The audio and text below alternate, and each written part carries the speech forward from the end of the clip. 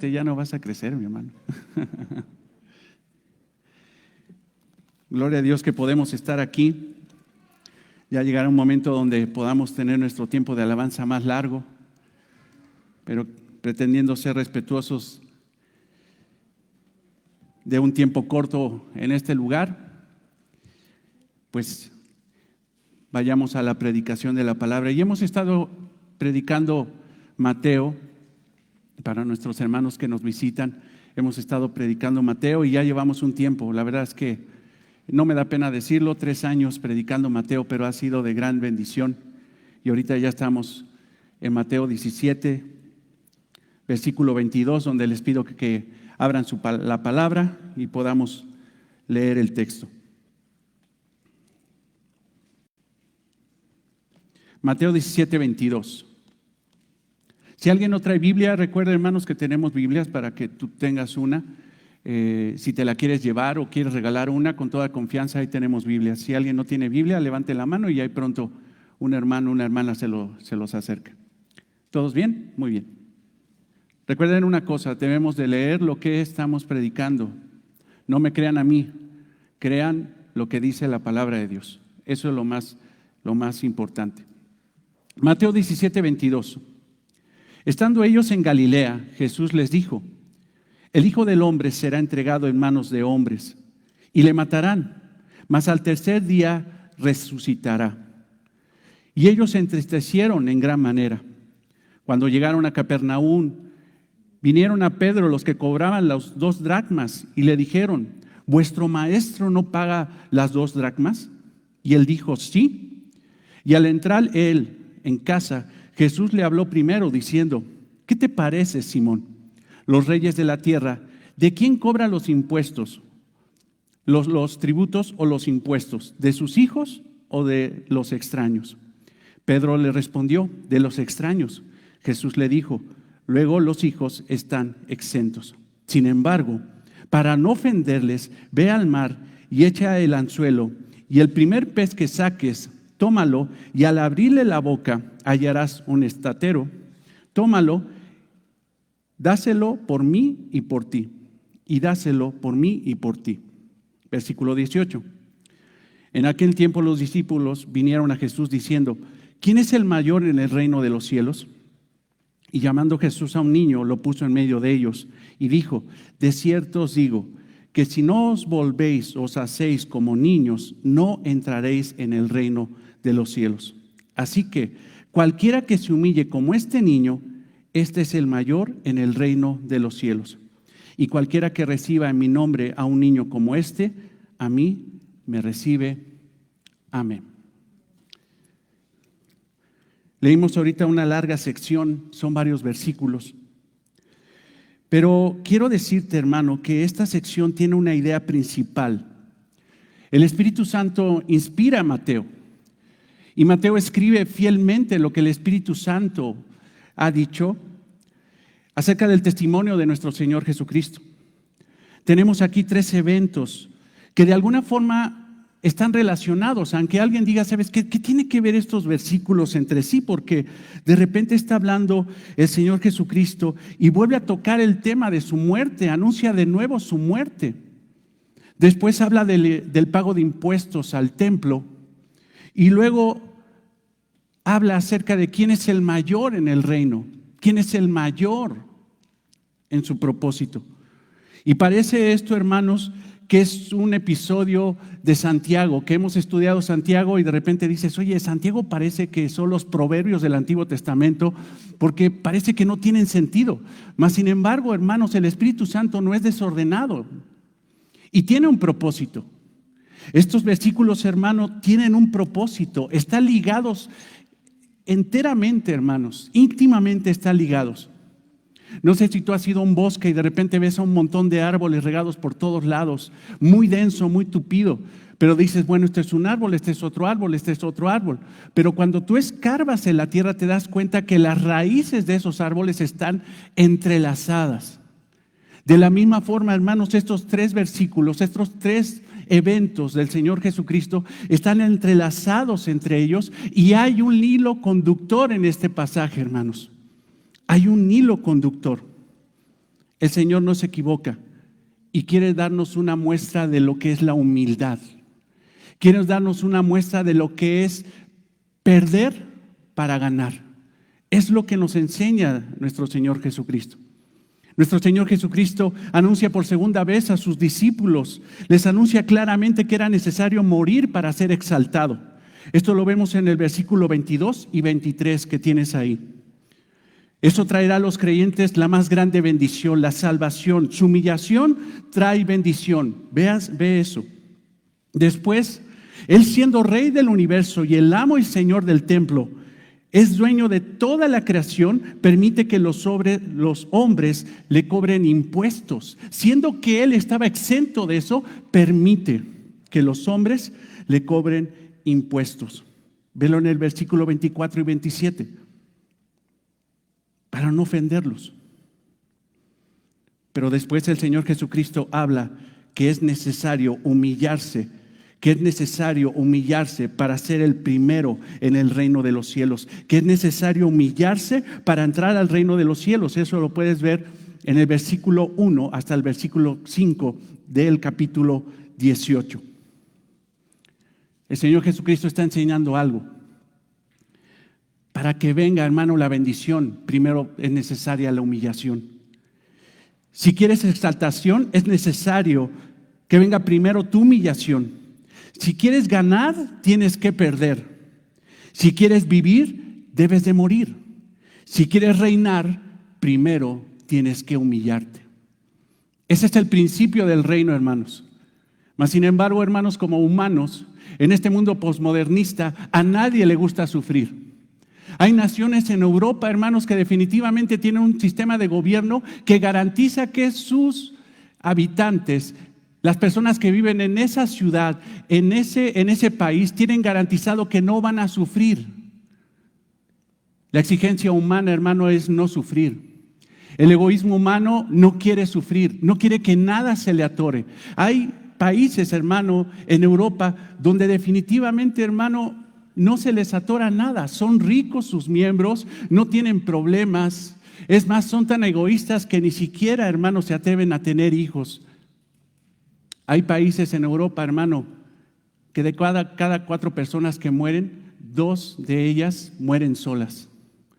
No hay quien los reclame, no hay quien llore su muerte porque ellos eligieron estar solos para evitar problemas. Estas personas se suicidan porque no le encuentran sentido a la vida. Su vida es tan plena y tan feliz supuestamente que llegan hasta a suicidarse porque se aburren. Confiesan que simple y sencillamente, como no tienen problemas, pues la vida es aburrida. Yo no quiero ser carismático, hermanos, pero yo te pregunto, ¿quién tiene problemas? Eso le da sabor a la vida. Eso te da crecimiento espiritual. Eso, hermano, te humilla para después ser exaltado. La humillación, hermano, muchas veces está disfrazada de problemas. Y los problemas para los cristianos no son para destrucción, sino son para edificación. Son para edificación. Gloria a Dios, hermanos, por los problemas que tenemos. Y aquí vemos, hermano, problemas en estos pasajes, mas sin embargo el Señor los toma para mostrarnos, hermano, que el sacrificio es necesario para que venga después la exaltación.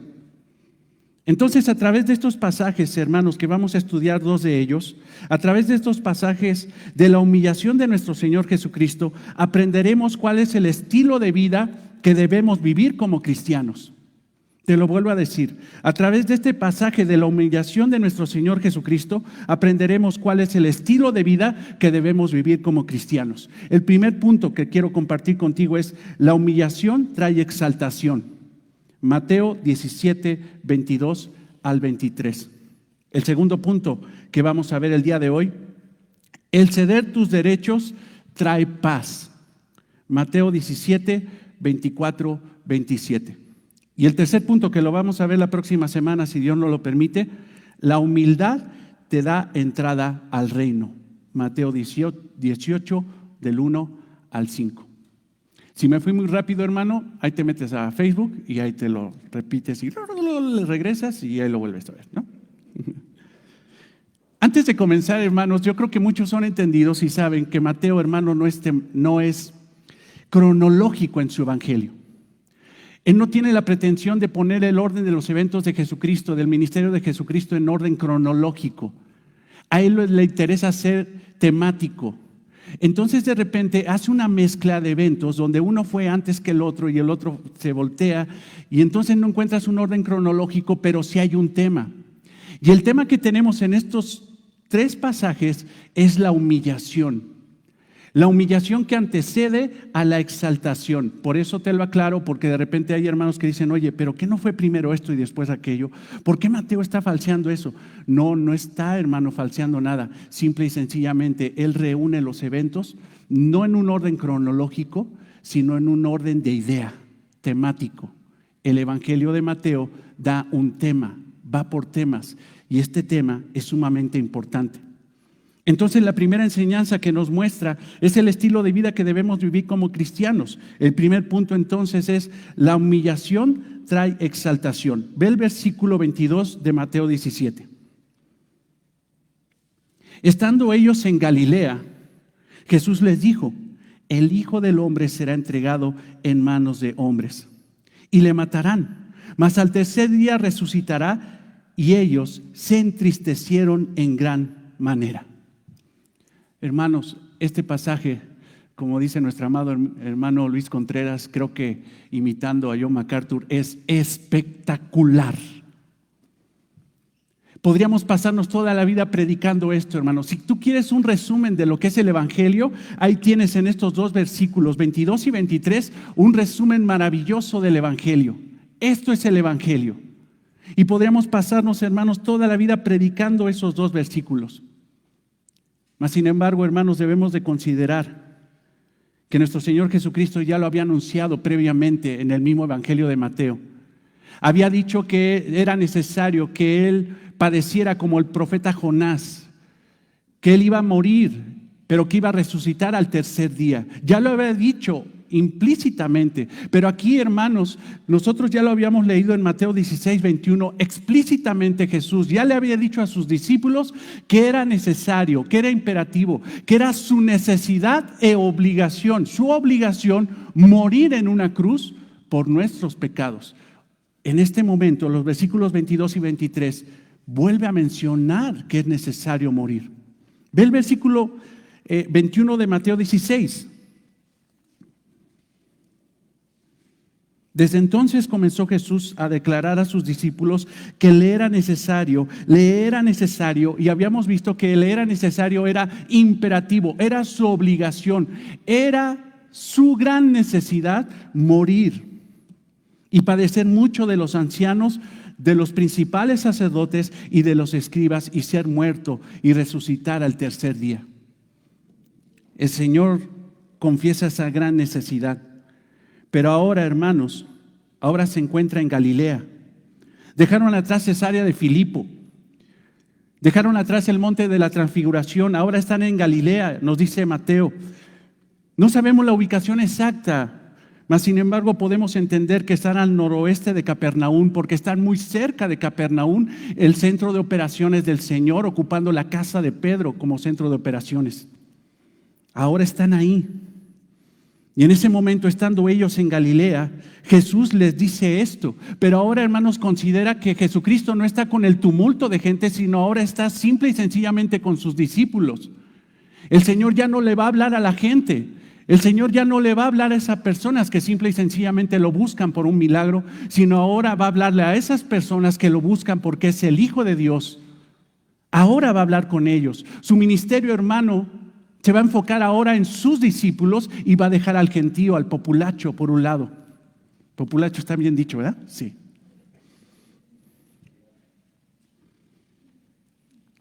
Mas sin embargo, hermanos, podemos ver que los discípulos una vez más, hermano, estaban cerrados en el entendimiento, porque cuando Jesucristo les dice que era necesario morir, que lo iban a matar y resucitar al tercer día, ellos se entristecieron en gran manera.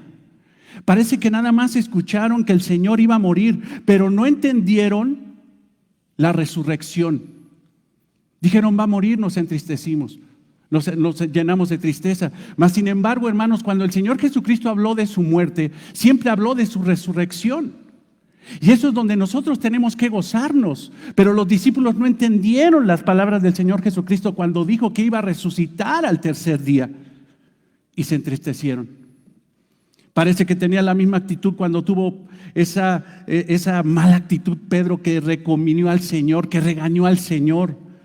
Cuando vemos ahí en Mateo 16, 22, que Pedro lo tomó aparte y comenzó a reconvenirle. Y la palabra es fuerte, hermano. Empezó a regañar al Señor. ¿Cómo es posible que digas que tú, siendo el Mesías, mueras?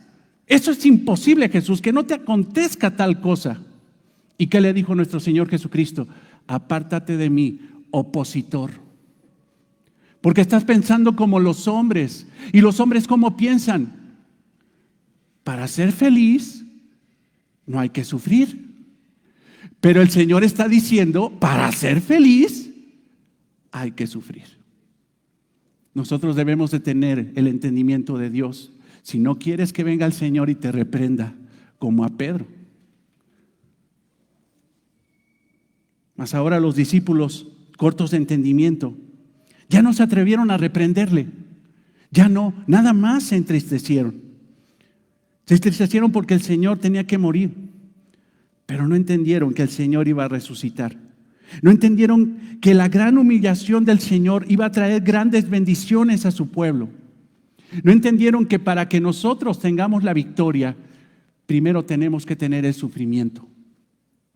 Hay una relación directa, espiritual, entre esas dos verdades, hermanos.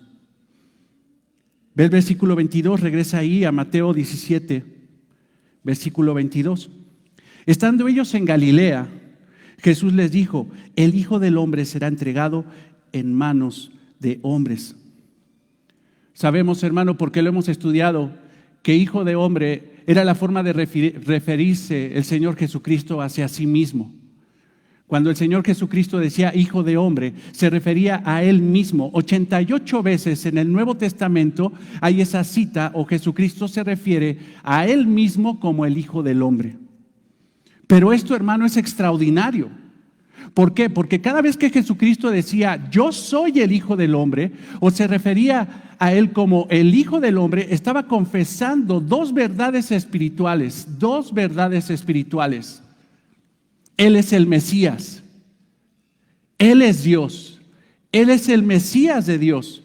Pero también confesaba que Él era verdaderamente hombre. Ve por favor a Daniel 7:13, que es la cita, hermanos, donde habla acerca de ese Mesías que se presentó delante del Padre para recibir toda potestad y dominio. Es la primera cita que tenemos en el Antiguo Testamento que se refiere, hermanos, específicamente al Hijo del Hombre como el Mesías. Daniel 7:13.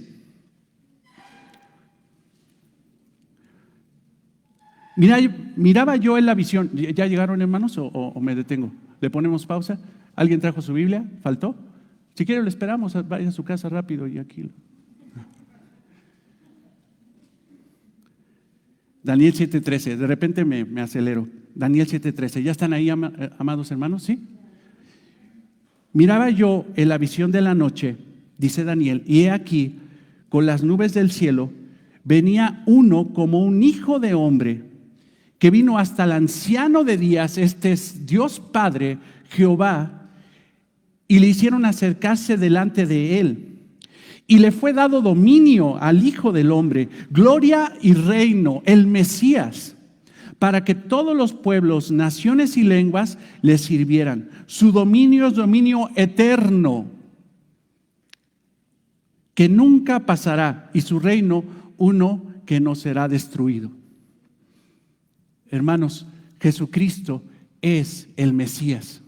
Entonces imagínate cuando otra vez el Señor confesaba delante de sus discípulos judíos que Él era el Mesías que redimiría al pueblo de Dios.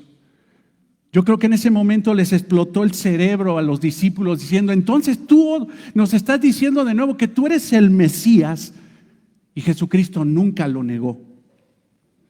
Jesucristo es el Hijo del Hombre profetizado por Daniel, por el profeta Daniel. Era el Mesías, era Dios mismo. Mas la expresión hijo de hombre también se refiere, hermanos, a la verdadera humanidad de Cristo. A la verdadera humanidad de Cristo. Ezequiel, por ejemplo, si tú lees el profeta Ezequiel, te darás cuenta que constantemente Dios Padre, Jehová, le dice a Ezequiel, hijo de hombre. Lo que le está diciendo es, tú eres nacido de hombre, entonces eres hombre. Eres nacido de hombre, entonces eres hombre. Y Jesucristo, hermanos, nació de una mujer. Nació de carne, concebido por el Espíritu Santo. Jesucristo es entonces verdaderamente hombre y verdaderamente Dios.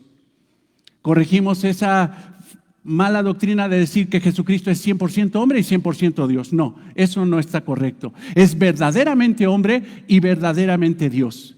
Lo que está diciendo la expresión hijo de hombre, que aparece 93 veces en el Antiguo Testamento, se refiere a que Jesucristo era verdaderamente hombre, un hombre verdadero como tú y como yo, con la gran diferencia de que Él era santo porque era Dios mismo.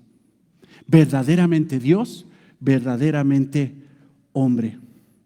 Entonces, hermanos, para el tiempo de nuestro Señor Jesucristo, todo rabino sabía perfectamente bien que el Hijo del Hombre era el Mesías. Entonces, cuando Él dijo eso, estaba confesando que Él era Dios mismo, era el Mesías de Dios, era Dios encarnado. Pero lo más escandaloso para los discípulos es que el Hijo del Hombre sería muerto, sería ejecutado. ¿El Mesías de Dios muerto? ¿Cómo es posible eso? ¿Dios muere? Pregunto. No, Dios no muere. Entonces, ¿cómo es posible que Jesucristo, diciendo que era el Mesías, que es el Mesías, que es el Hijo del Hombre, dijera que iba a ser muerto y ejecutado incluso por hombres? Eso es imposible de entender. Ve el texto del versículo 22, regresa ahí. Ahí sigues, ¿verdad? Mateo 17.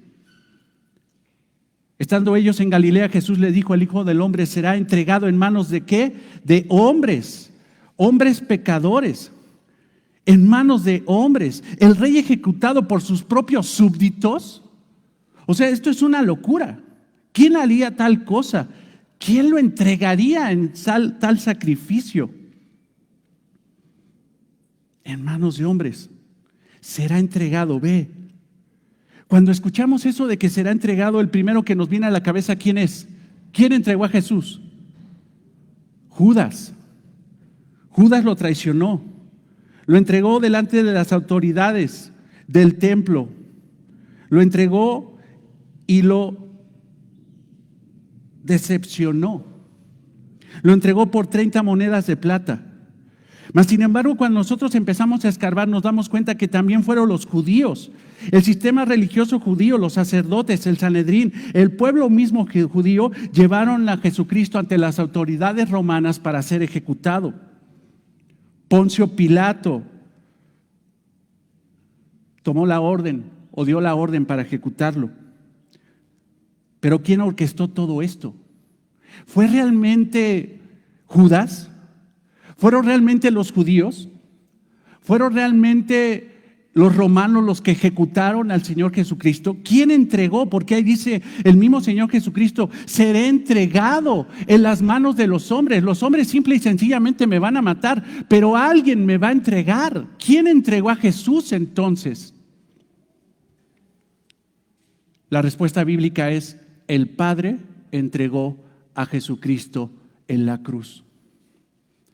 El Padre entregó a su Hijo para que lo ejecutaran. Ahorita estoy viendo una cara como que de: espérame, ¿qué estás diciendo?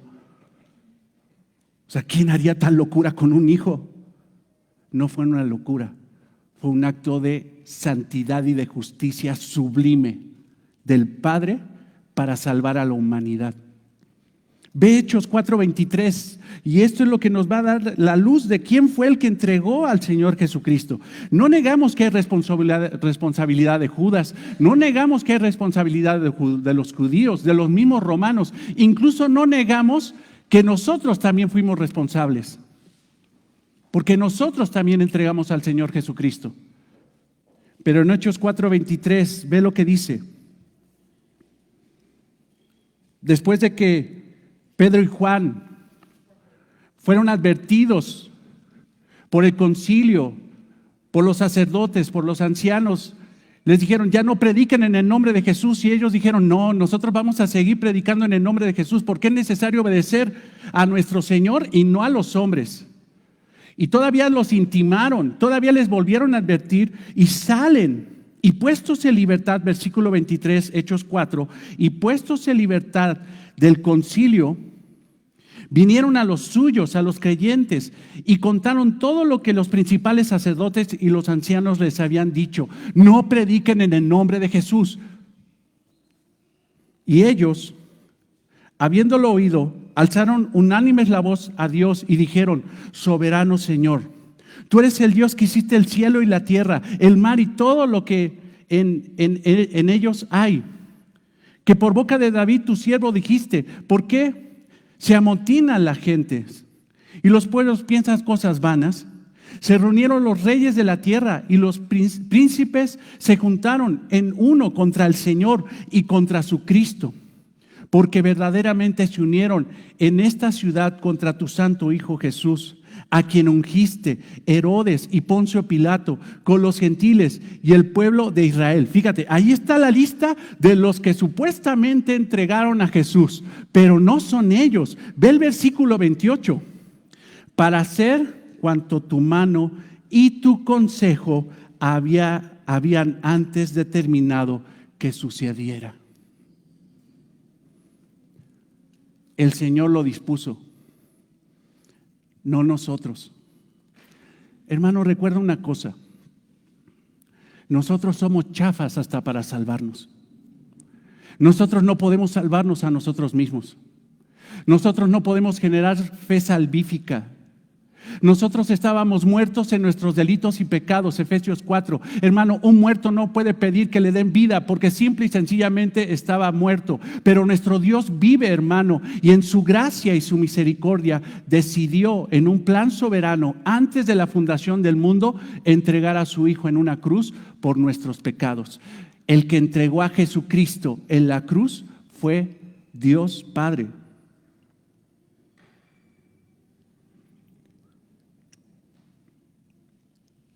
Qué precio tan grande, qué sacrificio tan grande. Por eso, hermano, es escandaloso cuando un cristiano, todavía a pesar de que todo de lo que sabe, de todo lo que implicó su salvación, se atreva a pecar. No está calculando el sacrificio del Padre, no está calculando, no tiene dimensión en su cabeza del sacrificio del Hijo, de todo lo que implicó su salvación. Cuando venga a tu mente pensamientos de pecar, piensa en lo que costó tu salvación. Ve el versículo 23 ahora. Y le matarán, mas al tercer día resucitará. Y ellos se entristecieron en gran manera. Y le matarán. Las criaturas matarán a su creador. Los hombres malos matarán al santo de los santos.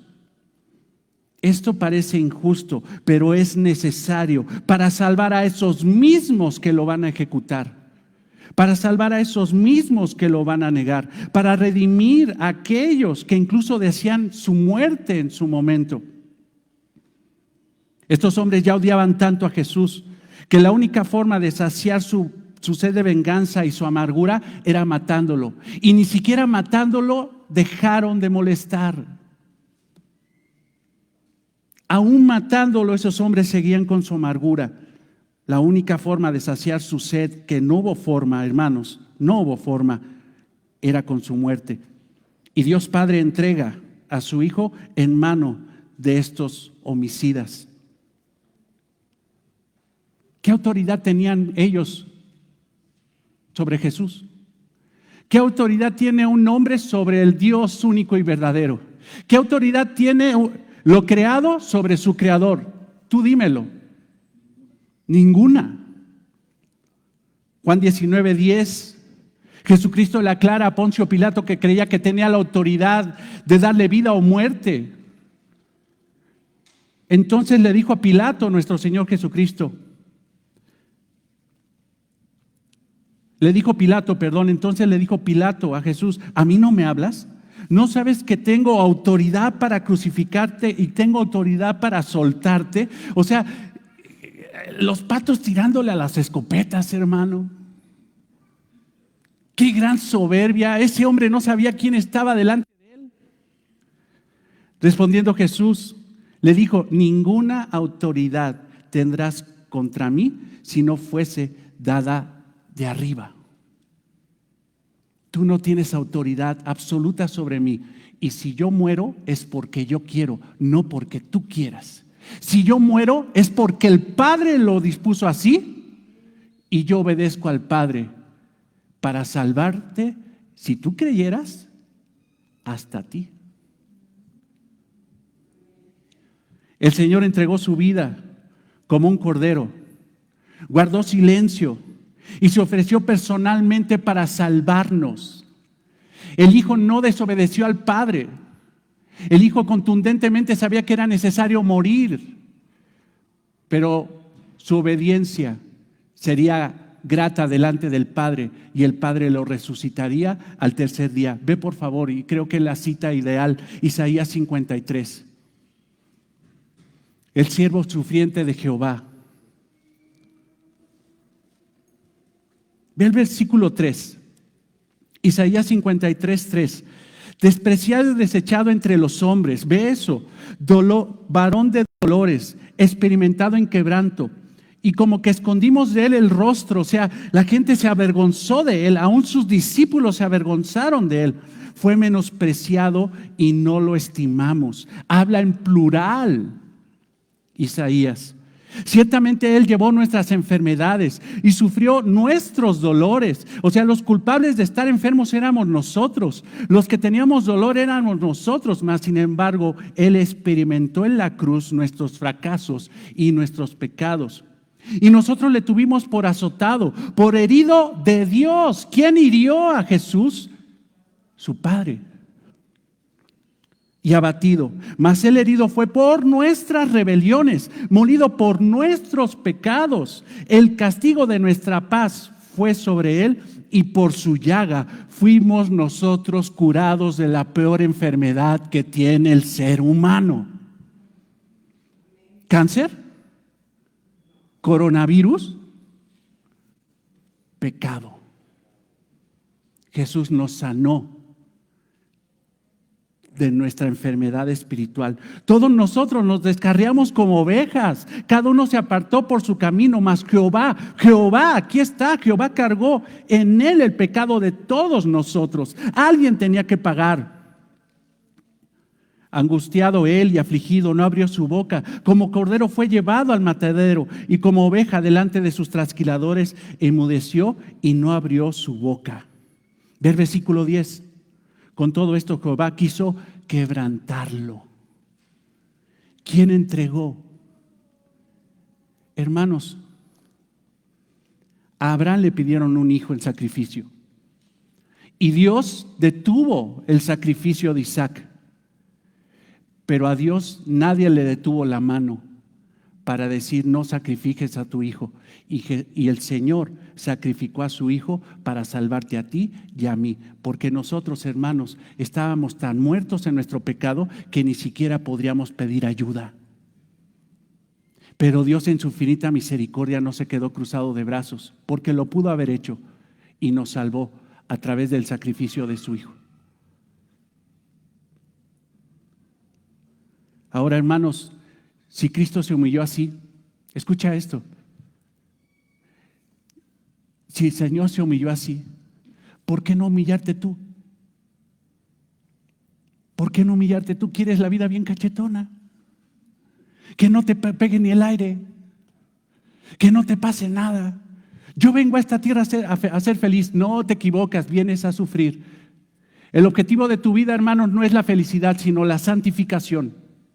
Ese es el objetivo de tu vida, que cada día te parezcas más a Cristo. Y si para eso, hermano, tienes que sufrir, porque tienes que sufrir para parecerte a Cristo, glorioso, hermano, posicionamiento que por gracia te ha dado el Señor. A este mundo se viene a sufrir, pero bien, con entendimiento espiritual. De la misma forma, entonces, hermanos, debemos humillarnos, debemos ser humildes, sencillos, dispuestos a lo que Dios quiera hacer con nuestra vida. Recuerda lo que dijo el apóstol Pablo a los filipenses. Si alguien es la Biblia más rápida del oeste, Filipenses 2:1, por favor. Si no, apúntalo.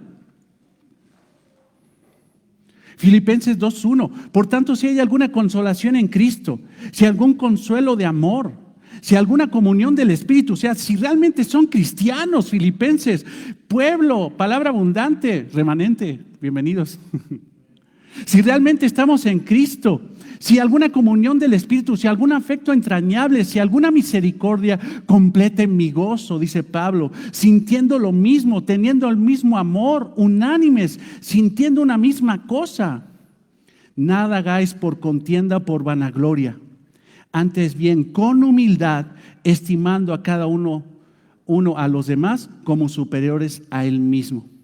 No mirando cada uno por lo suyo propio, sino cada cual también por lo de los otros. Haya pues en vosotros este sentir que hubo también en Cristo Jesús, el cual, siendo en forma de Dios, no estimó a ser igual a Dios como a cosa que aferrarse, sino que se despojó, humillación, despojo. A nadie le gustan esas palabras, pero ese es el camino para la gloria.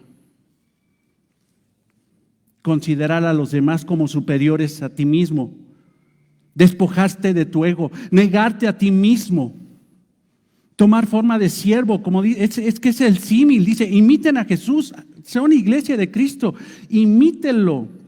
Hecho semejanza a los hombres, ve el versículo 8, y estando en la condición de hombre, se humilló a sí mismo, haciéndose obediente hasta la muerte y la muerte de cruz.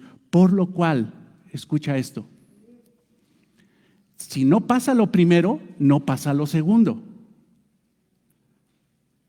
Si no te humillas, no va a haber exaltación. Jesús lo sabía, por eso Él decía, me es necesario morir, porque es necesario que yo sea exaltado. Pero si yo no muero en una cruz, yo no seré exaltado. Por lo cual, o sea, habla del resultado de la humillación. Escucha, por lo cual Dios también le exaltó hasta lo sumo y le dio un nombre que es sobre todo nombre.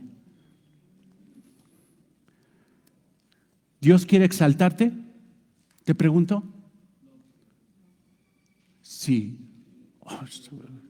Pero primero, ¿qué? Humillarte. Pegadito en el suelo te ves más bonito. Yo estaba orando, hermanos, en la semana y decía, Señor, que no se me suba la soberbia, porque ¿cómo se me trepan esas hormigas horribles? La chicatana de la soberbia. Y yo decía, Señor, ¿cómo será posible que no se me suba la soberbia, el orgullo, la altivez, el creerme que yo soy más que alguien? ¿Cómo? Pues hermanos, la respuesta es esa, humíllate, pégate al piso, porque lo que está pegado al piso, hermano, lo que está a nivel de piso, a ras, humilde, sencillo, no se le sube nada. Pero si tú te elevas, se te trepa algo. Humildad. ¿Cuál es la enseñanza de nuestro Señor? En estos dos versículos que estamos viendo en Mateo 15, Mateo 17. Niégate, humíllate, considera a los demás como superiores a ti. Ve el beneficio de los demás en lugar de ver tu propio beneficio. Y si tú haces eso y te humillas, llegará el momento que el Señor te levantará. Siervo fiel, diligente, en lo poco fuiste fiel, en lo mucho te pondré. Entra al gozo de tu Señor. Huye de esas iglesias que te dicen que no viene el cristiano a sufrir. Ya te están predicando una herejía. Los cristianos venimos a sufrir en un mundo de aflicciones. Pero hermanos, nosotros no somos de este mundo. El Señor venció a este mundo y tenemos que tener la confianza de que Él nos exaltará en su momento. Humillaos pues bajo la poderosa mano de Dios, para que Él os exalte cuando fuere tiempo. Primera de Pedro 5:6. La voluntad del Señor es de que su pueblo sea humilde, sencillo, que viva para la gloria de Él. Hermanos, no veas la humillación como una humillación, simple y sencillamente. No veas la humillación como una humillación. Ve la humillación como el inicio de la exaltación. Él nos muestra que para ganar hay que perder. Cristo perdió la vida en una cruz, pero ganó a muchos para salvación. Él vive por los siglos de los siglos. Él no tenía que morir, pero sin embargo murió porque era el plan soberano de Dios. Pero Él entendía perfectamente bien que para hacer ese glorioso rescate era necesaria su humillación. De la misma forma, hermanos, si queremos grandes cosas para el Señor, tenemos que humillarnos todos los días.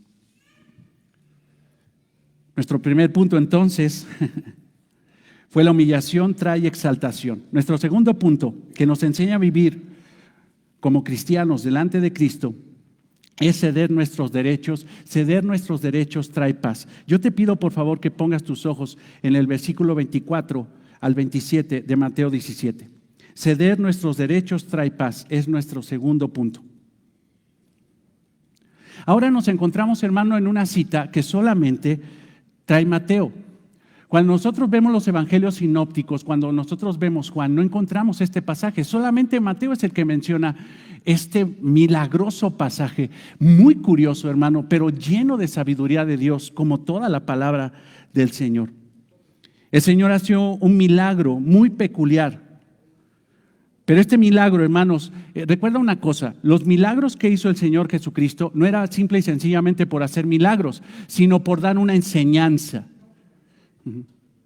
Mateo 17, 24. Ve el versículo 24. Cuando llegaron a Capernaum, ahora pasaron de Galilea a Capernaum.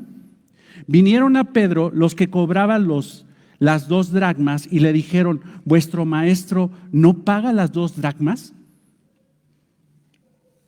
Ahora estaban en Capernaum, el centro de operaciones donde Jesús pasó mucho tiempo, hermanos.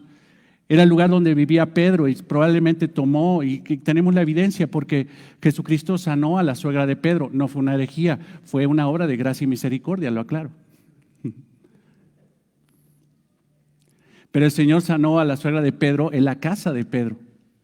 El Señor constantemente iba a la casa de Pedro como centro de operaciones y ahora estaban ahí, en la residencia de Pedro probablemente. Pero llegan unos recaudadores, hermano, que quiero aclararte que no eran esos tradicionales hombres que pedían impuestos simple y sencillamente para dárselos a Roma, como lo hacía Mateo, que era recaudador de impuestos, que era publicano. No, estos recaudadores de impuestos eran los que recaudaban las 2 dracmas para mantener el templo de Jerusalén. Era un impuesto, hermanos, que se solicitaba días antes de la Pascua. La Pascua ya está próxima, estamos a una semana, hermanos. Y ya habían salido todos esos hombres a recaudar el dinero para tener actividad, para garantizar la actividad de la adoración, el mantenimiento del templo de Jerusalén. No estaban pidiendo el dinero para el Imperio Romano, estaban pidiendo el dinero para mantener, hermanos, al templo. No era mucho dinero, hermano, el equivalente son 25 varos. Entonces llegaban y sueltan los 25 para el templo y ya, les daban. Pero en ese momento, de una forma sorpresiva, hermanos, ni el Señor Jesucristo ni Pedro tenían 25 pesos. No podían juntar entre los dos 50 pesos. ¿Quién ahorita trae nada más la pura borra del Kleenex? Y no trae ni para regresarse. Hermano, escucha esto, porque el Señor es milagroso. porque el Señor provee.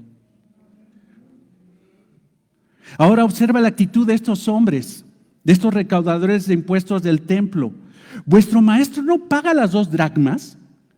O sea, lo dicen extrañados porque realmente conocían a Jesús y sabían que Jesús nunca había faltado en el pago, porque Jesús cumplió toda la ley. Porque, hermanos, mantener al templo era un mandato de Dios en el Antiguo Testamento, en Éxodo, en la ley de Moisés.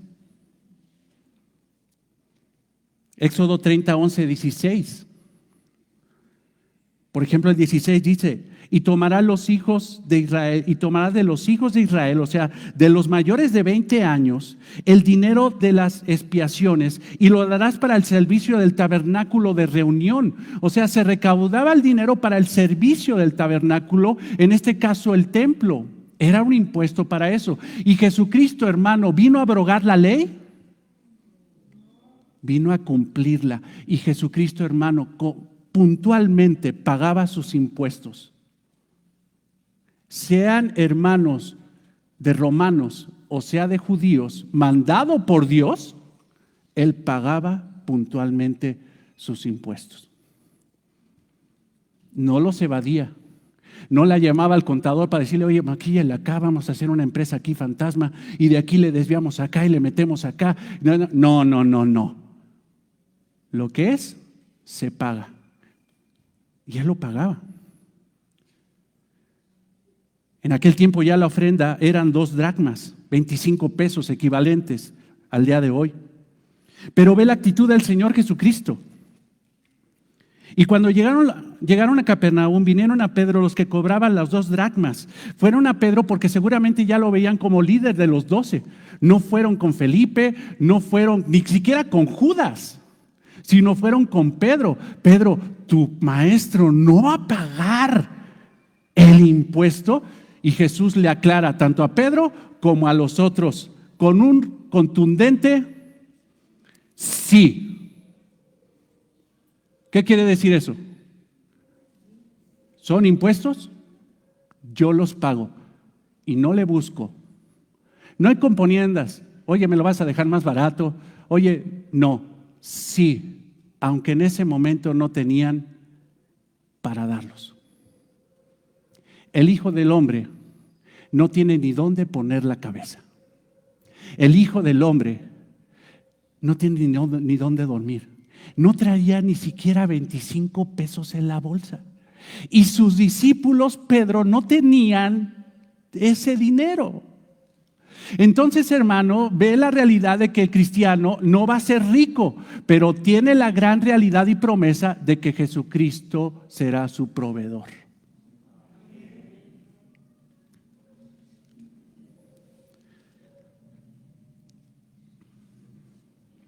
Cuando Jesús dijo sí, así debe ser la disposición de un creyente ante las demandas fiscales. Así debe de pagar con gusto, porque no es, ay sí. ¿Tú crees que el corazón del Señor dijera, sí los pago, y por dentro, hijos de todas,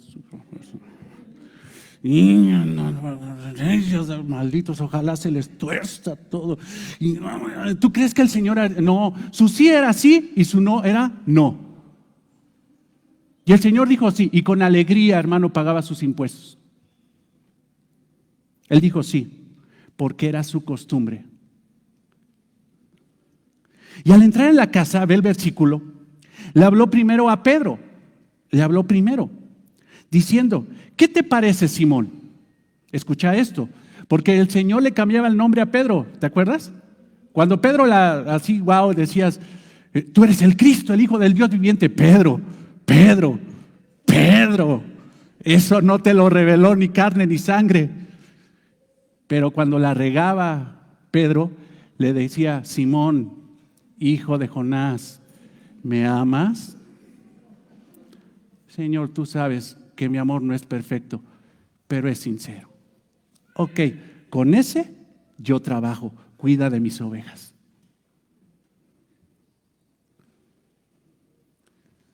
Simón, los reyes de la tierra, ¿de quiénes cobran los tributos o los impuestos? ¿De sus hijos o de los extraños?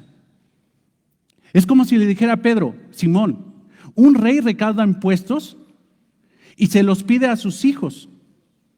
¿Se te hace lógico? ¿Se te hace lógico que un rey le pida impuestos a sus hijos para que el mismo rey, porque son sus hijos, tenga que sacar de su bolsa y se los dé a sus hijos para que después se los regresen a él? ¿Se te hace lógico? No. Entonces, ¿de quién recauda los impuestos? ¿De los hijos o de los extraños? Pues Pedro dice: pues de los extraños. Hermanos, es como fue cumpleaños de Charlie. ¿Y saben qué? Hermano Charlie, danos 1,000 varos para que te festejemos tu cumpleaños. No, danos 2,000 porque te queremos dar un regalote grandote, hermano. Te queremos hacer tu pastel. Entonces, ¿sabes qué? Danos el dinero para darte tu... Tú dices: pues ¿para qué? Mejor me lo gasto yo. Pues ¿para qué hago tanto faramaya si a fin de cuentas yo pagué mi regalo? Es lo mismo que está diciendo el Señor Jesucristo. Lo que está diciendo el Señor Jesucristo dice: yo soy el rey del templo. Yo soy el Dios del templo. Yo soy el dueño del templo. Yo soy el que adoran en el templo. Y me vienen a pedir impuestos para mantener el templo que es mío. Y Pedro dice: no, pues eso es una locura. Que le pidan a los extraños, pero que no le pidan al dueño.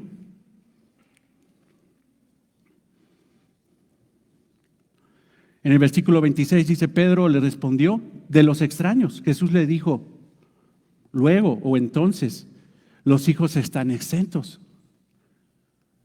Si yo soy el Hijo de Dios, yo estoy exento de pagar el impuesto del templo, porque yo soy el Hijo del Dios que adoran en el templo. Entonces yo estoy exento de pagar eso, libre de toda la carga impositiva. Jesús entonces estaba diciendo que él era Hijo de Dios, otra vez el Señor. Otra vez diciendo que él era hijo de Dios, y él estaba libre de toda carga impositiva, pues era el Hijo de Dios.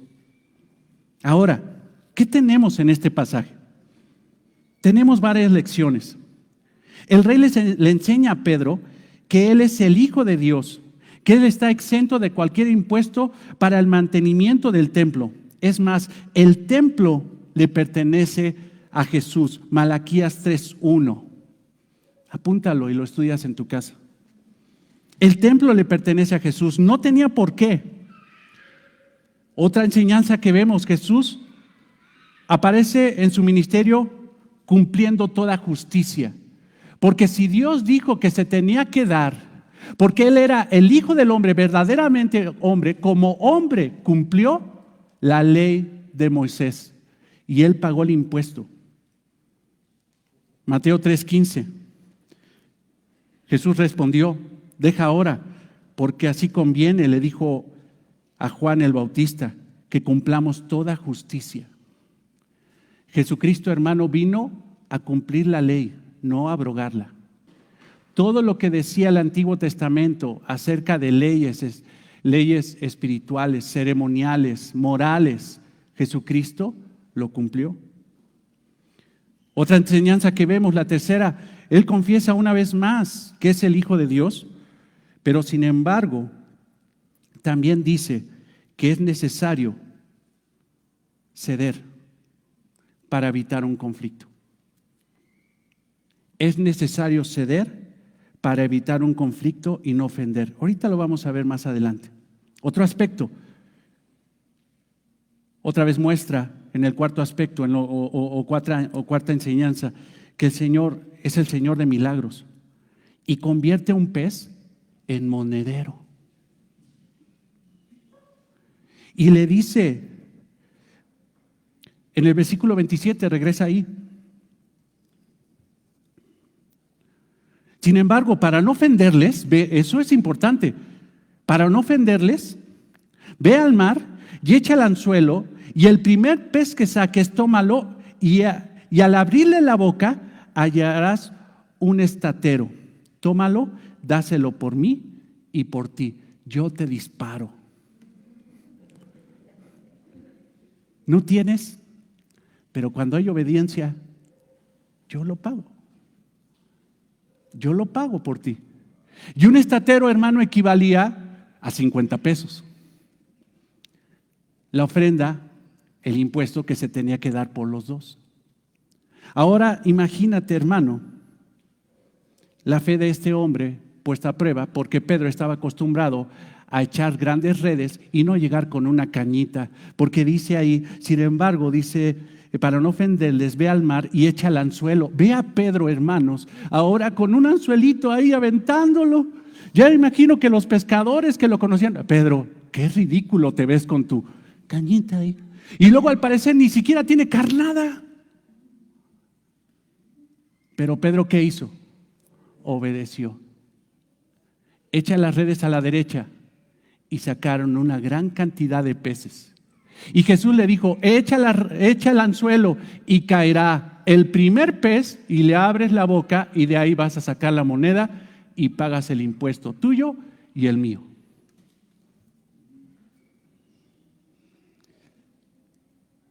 Ahora ve esto, sin embargo, para no ofenderlos, el Señor decide cumplir con la ley y no ofender al Padre en primer lugar. Porque ¿en quién iba a ser ofendido? El Padre, porque no estaba obedeciendo. Si no pagaba los impuestos, no estaba obedeciendo a Dios. Pero segundo, era darle un falso testimonio a esos dos que venían confiados de que Jesucristo iba a pagar los impuestos. Jesucristo, hermano, cuidó su relación vertical. Su relación con Dios era lo principal. Si el Padre pide que yo pague los impuestos, no le quiero ofender, entonces yo pago los impuestos, Padre mío. Pero también cuidó su relación horizontal. Y por testimonio a los hombres, yo pago mis impuestos y no los evado. Hermanos, eso todavía es para los cristianos del Nuevo Testamento. Porque en Romanos 13 dice que nosotros nos tenemos que sujetar a toda autoridad humana. Un cristiano paga sus impuestos y no los evade. No busca, sino su corazón dispuesto es decir, ¿esto es tu declaración? Sí, lo pago, aunque no tengas para pagarlos. Aunque no tengas para pagarlos, tú tienes que tener la disposición de decir sí. Y un corazón dispuesto para decir que sí. Pero sobre todo, hermanos, aquí vemos algo, una enseñanza central, y en eso va esto que te decía, que nuestro Señor Jesucristo cede sus derechos para traer paz. Él tenía todo el derecho de decir no, porque yo soy el Hijo de Dios, ¿cómo me van a pedir impuestos a mí? Pero sin embargo, para tener paz con Dios y con los hombres, Él dijo, cedo mi derecho por tener paz con los demás. Y muchas veces, hermano, y voy terminando, y te agradezco tu paciencia. Como cristianos no queremos ceder nada. Y preferimos tener conflictos con los demás antes de ceder. Pero a mí no me ven la cara de guat, porque yo soy un hijo de Dios. Yo tengo derechos, yo tengo privilegios, ¿Tienes eso? Si Cristo, hermano, siendo el Hijo de Dios, teniendo el derecho de negar de pagar eso, no lo hizo y obedeció y se humilló, ¿cuánto más nosotros, hermanos? Jesucristo tenía el derecho de decir no pago, mas sin embargo, para no ofender a esos hombres, para no ofender principalmente al Padre, Él dijo a Pedro, no tenemos, pero ¿sabes qué? Yo tengo el control de todas las cosas, ve y paga. Me hace mucho eco, hermanos, en Mateo 5:38, donde el Señor Jesucristo enseña que un cristiano debe de cambiar la venganza por el amor, que un cristiano debe de cambiar, debe de ser un hijo de Dios, debe de humillarse primero para después ser exaltado. Ve lo que dice Mateo 5:38, oíste que fue dicho ojo por ojo y diente por diente. O sea, si te hacen algo, oye, tú tienes todo el derecho de hacerles lo mismo. Y Jesús dice, no, eso no fue lo que enseñó mi Padre. Esta ley no es para ti. Esta ley es para los jueces, pero tú ya la agarraste para venganza personal. Pero yo te digo, o sea, te corrijo esa situación, no resistas al que es malo. Antes, a cualquiera que te hiere la mejilla derecha, vuélvele también, ¿qué? La otra. Si alguien te viene a agredir, si alguien viene a atentar contra tu cuerpo, contra la integridad de tu cuerpo y te da un guamazo en la mejilla, ¿qué tienes que hacer? Pues ahorita el Hijo de Dios se va a defender y vas a ver, Señor, úngeme. Úngeme la izquierda. Ahorita no se va a quedar así. No, pones la otra mejilla. ¿Sabes por qué? Porque para una bronca se necesitan dos. No puede haber bronca cuando nada más hay uno. No defiendas tus derechos personales. Humíllate. Versículo 40.